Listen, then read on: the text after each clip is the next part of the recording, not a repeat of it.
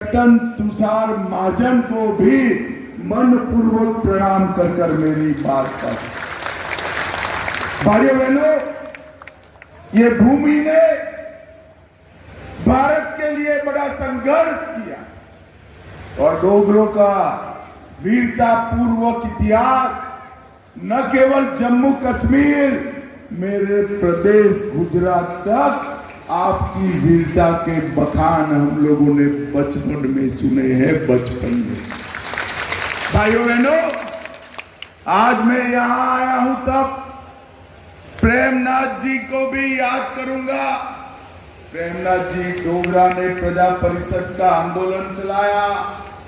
भाजपा के पहले अध्यक्ष श्यामा प्रसाद मुखर्जी ने एक नारा दिया, इस एक देश में दो विधान, दो निशान और दो प्रधान नहीं होंगे। और उधमपुर वालों, पहली बार जम्मू कश्मीर में एक ही निशान, एक ही झंडा, हमारा प्यारा तिरंगा फहर रहा है पहली बार।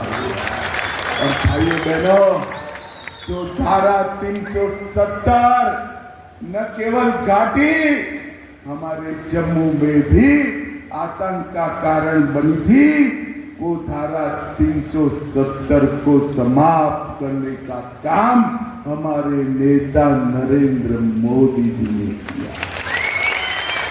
ये चुनाव पूरी दुनिया बड़े गौर से देखे। एक और 40 साल तक जम्मू कश्मीर में आतंक फैलाने वाले, आतंक के लिए जिम्मेदार एनसी, कांग्रेस और पीडीपी है, और दूसरी ओर आतंक को पाताल तक दफनाने वाली भारतीय जनता पार्टी। एनसी वाले कहते हैं कि अगर हम आ गए तो धारा 370 वापिस लाएं। उधमपुर वालों, लाना चाहिए क्या? ये जोर से बोलो, लाना चाहिए। एनसी वाले कहते हैं हम आएंगे तो फिर से हमारा संविधान अलग करेंगे, करना चाहिए क्या?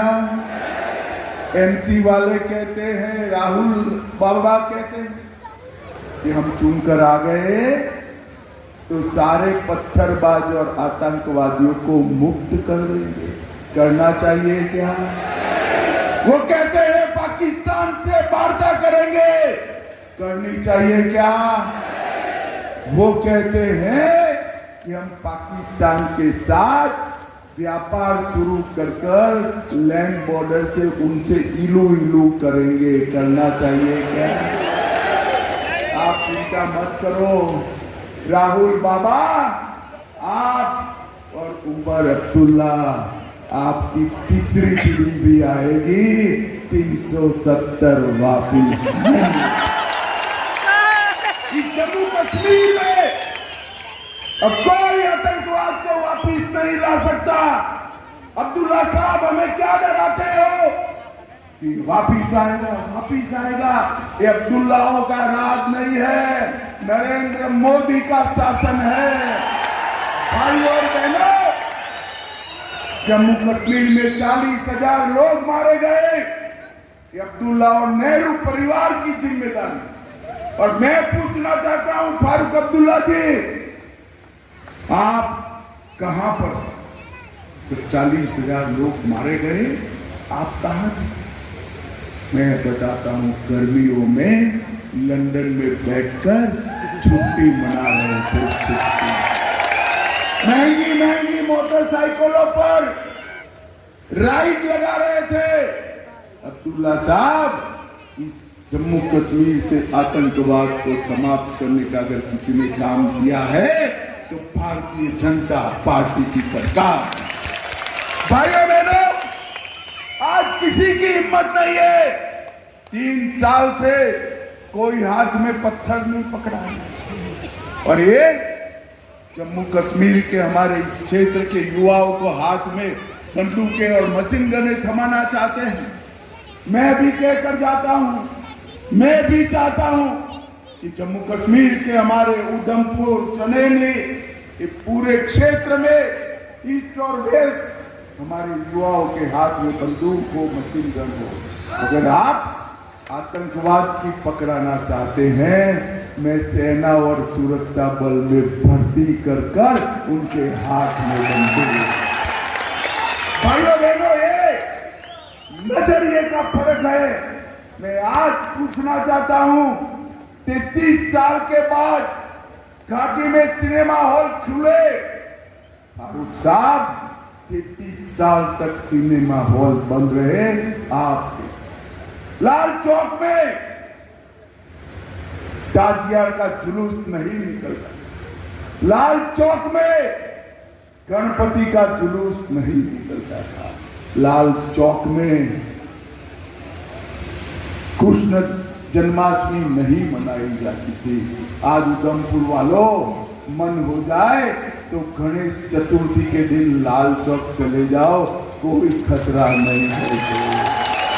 ये कांग्रेस के मुख्यमंत्री कहते थे, शिंदे साहब, कि मैं देश का गृह मंत्री था, मगर लाल चौक जाने में मुझे डर लगता था, डर लगता था। अरे शिंदे साहब, वो जमाना गया। अब भाजपा सरकार है, पोते पोतियों को लेकर बुलेट प्रूफ नहीं, सादी गाड़ी में लाल चौक चले जाइए, कुछ नहीं होगा। हर घर तिरंगा अभियान चल रहा है। G20 के सारे डेलीगेट आते हैं। 4.5 लाख यात्री अमरनाथ जी के सामने मत्था टेक कर अपनी श्रद्धा का निर्वहन करते हैं।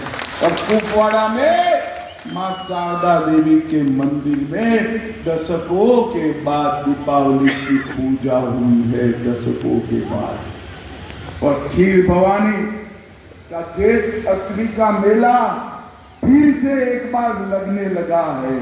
अगर मैं कहकर जाता हूं, ये दोनों में से एक को भी कम किया ना, तो फिर से लोग आतंकवाद लाएंगे। आप लाना चाहते हैं क्या? और यहां पर कुछ लोग खड़े भी रह गए। इधर उधर वोट मत बिगाड़ना भाई। आतंक को समाप्त करने के लिए एक ही निशान है, कमल फूल का निशान। इस पर बटन दबाएं। भाइयों बहनों, ये फारूक अब्दुल्ला कहते हैं, भारतीय सेना और आतंकवादी मिले हुए। शर्म करो, शर्म करो। अब्दुल्ला साहब, शर्म नहीं आती?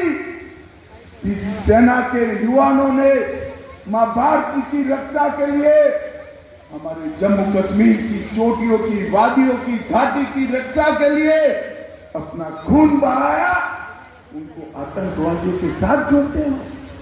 अब्दुल्ला साहब, इसका हिसाब किताब तो हमारी जम्मू की जनता इस बार करने वाली है। और भाइयों बहनों, कांग्रेस पार्टी आज फारूक अब्दुल्ला के साथ जम्मू में चुनाव लड़ने। मैं पूछना चाहता हूं कांग्रेस पार्टी को, फारूक अब्दुल्ला को किसने जेल में डाला था? राहुल बाबा, आपकी नानी ने डाला। याद नहीं है? कौन सा मुकदमा लगाया था? राहुल बाबा, देशद्रोह का मुकदमा लगाकर शेख अब्दुल्ला को जेल में आपकी नानी ने डाला था। आप भूल गए हो, भूल गए। कांग्रेस पार्टी ने जम्मू कश्मीर की असेंबली में अब्दुल्ला परिवार के खिलाफ एक व्हाइट पेपर रखा था, फिर डरकर वापस ले लिया। मैं आज कहकर जाता हूं, हमारे दोनों विधायकों को जिता दो, विधायक बनाकर यहां से भेजो। कांग्रेस ने भले व्हाइट पेपर वापस ले लिया, हम आज तक का अब्दुल्ला परिवार का पूरा कच्चा चिट्ठा व्हाइट पेपर लाकर जम्मू कश्मीर की असेंबली में रखेंगे। भाइयों बहनों, ये अभी राहुल बाबा आए, जानते हो ना? राहुल बाबा को जानते हो? जानते हो? अभी आए थे। उन्होंने कहा बाहर के लोग शासन कर। उनका कहने का मतलब राज्यपाल, उपराज्यपाल। अब राहुल बाबा आपको पढ़ाने वाले चाहे जम्मू कश्मीर का हिसाब नहीं, इतिहास नहीं पढ़ा। सबसे ज्यादा अगर राष्ट्रपति शासन राहुल बाबा जम्मू कश्मीर में किसी के शासन में रहा तो आपकी नानी और इनके पिताजी और राजीव गांधी के टाइम में रहा है। टाइम आप क्या बाहर के कर रहे हो और आप हमें बाहर के का हिसाब कर रहे हो। आपके नानी के पिताजी जवाहरलाल की गलती के कारण आज हमारा पाक ऑक्यूपाई कश्मीर पाकिस्तान के हाथ में है, पाकिस्तान के हाथ में। और हम तो वो लोग हैं जो नारा लगाते थे जहां बहुए बलिदान मुखर्जी वो कश्मीर। अरे जोर से बोलो, जहां हुए बलिदान मुखर्जी वो कश्मीर हमारा है, वो कश्मीर हमारा है। जो सारे का राहुल बाबा आपने तो देश का हिस्सा है। हमने इस 10 साल में SC, ST, वाल्मीकि, महिलाओं सबका विकास करने का काम किया। पहाड़ी समाज को आरक्षण दिया, बॉर्डर जिले को आरक्षण बढ़ाया, वाल्मीकियों को आरक्षण दिया और आर्थिक रूप से कमजोर गरीबों को भी 10% में होता था क्या? अब ये दोनों को जिता दो, 5 लाख को 10 लाख तक का करने का था। कांग्रेस के शासन में गरीबों को 5 किलो अनाज मुफ्त मिलता था क्या? जोर से बोलो, मिलता था। किसानों को 6,000 मिलता था। अब ये दोनों को जिता दो, 6,000 की जगह हम 10,000 रुपया भेजने का काम है। भाइयों बहनों, गैस का सिलेंडर ये पहाड़ी चोटियों में माताएं बहनें धुआं खा खा कर फेफड़ा खराब करती थी। हमने सबको गैस का सिलेंडर दिया। ये दोनों को जिता दो, रक्षाबंधन और दीपावली में 2 गैस सिलेंडर मुफ्त दिए जाएंगे। भाइयों बहनों, जितने भी घर बनाना रह गया है, सारे के सारे घर बनाने का काम हम करेंगे। पाक ऑक्यूपाई कश्मीर, छंब नियाबत से पलायन करने वाले 36,000 परिवारों को 5-5 लाख रुपया देने का काम भारतीय जनता पार्टी ने किया। इतना ही नहीं, पश्चिमी पाकिस्तान से जो शरणार्थी आए 6,000, उनको भी 5.5 लाख देने का काम भारतीय जनता पार्टी की सरकार ने किया। भाइयों बहनों, मैं आज आपको कहने आता हूं, कुछ लोग अपने आप को डुग्गर शेर बताते हैं, मगर छलावे में मरना। डोगरों का सम्मान एक ही पार्टी कर सकती है, वो मेरी भारतीय जनता पार्टी कर सकती है। भाइयों बहनों, ये राहुल बाबा पार्लियामेंट में अयोध्या में सपा के प्रत्याशी जीते तो राम मंदिर का मखौल उड़ा। वो कहते हैं कि हमने राम मंदिर थ्योरी को हरा दिया है। राहुल बाबा, आपको शर्म आनी चाहिए। 550 साल तक राम मंदिर को तोड़कर रामलल्ला को टेंट में बिठाया, आपने कुछ नहीं किया। अरे धन्यवाद करो नरेंद्र मोदी का राहुल बाबा कि 550 साल के बाद आज रामलल्ला भव्य मंदिर में विराज है। भाइयों बहनों, मुझे बताओ, राम मंदिर बनना चाहिए था या नहीं बनना चाहिए था?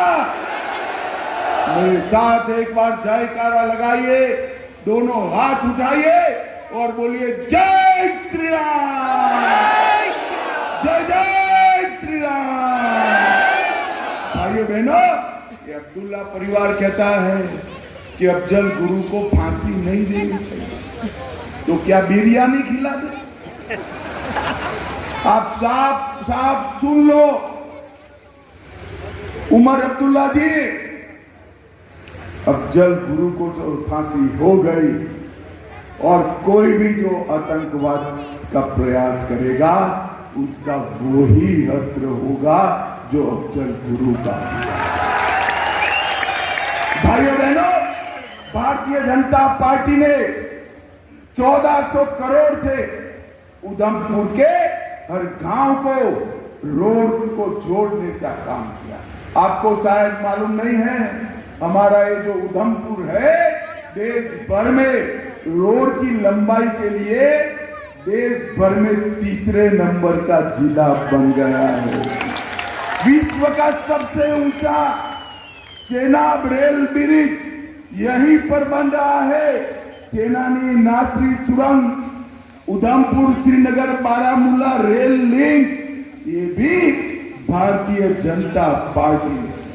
उधमपुर में 19,000 गरीबों को पक्का मकान दिया और किसानों को 5,000 करोड़ रुपए की राशि जम्मू कश्मीर में देने का काम किया और 56,000 किसान उधमपुर के, इनको 6,000 रुपया दिया है, अब उनको 10,000 मिलता हो जाएगा।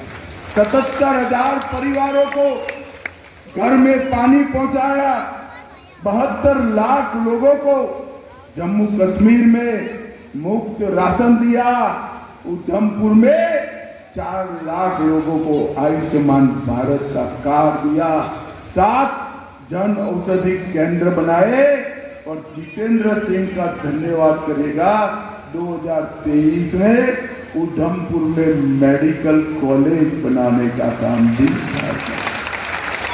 IIM, IIT, AIIMS, mass communication और 8 मेडिकल कॉलेज जम्मू संभाग में बनाए और उधमपुर की